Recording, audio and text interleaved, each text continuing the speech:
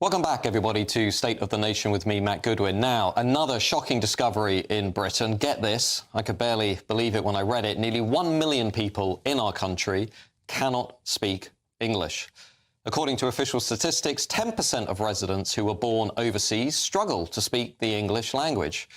Now, I don't know about you, but I think that speaking the national language is the least that we need to do to have an integrated, cohesive, prosperous nation. And in many local areas in this country, as I showed this week in my newsletter, using detailed information from the census, the reality is that integration is simply not happening.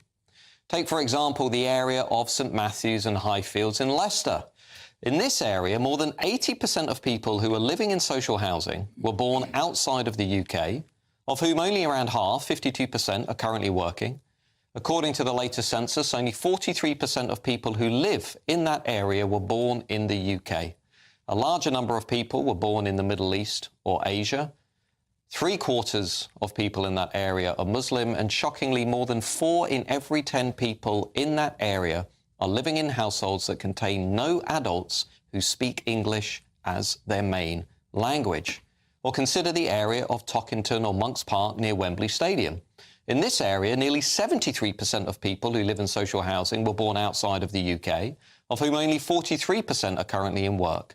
Fully 35% of people in that area, more than 1 in 3, refuse to identify with a British or an English identity and instead choose a non-UK identity only, which is an option on the census.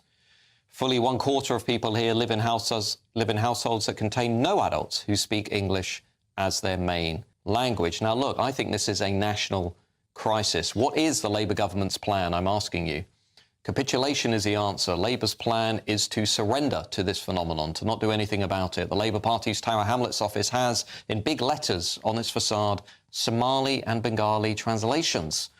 Now, you might think that this ghettoisation is a natural phenomenon that comes along with mass immigration, but our leaders have actively encouraged it. I think it's time that we prioritise people from this country when distributing scarce resources like social housing. I think newcomers should be expected to work. I think they should be expected to pay tax into the collective pot. And I think they should be expected to identify with our country. And that starts with, at the bare minimum, learning our language, speaking English. I don't think our public sector institutions should be offering widespread translation services. People should learn English.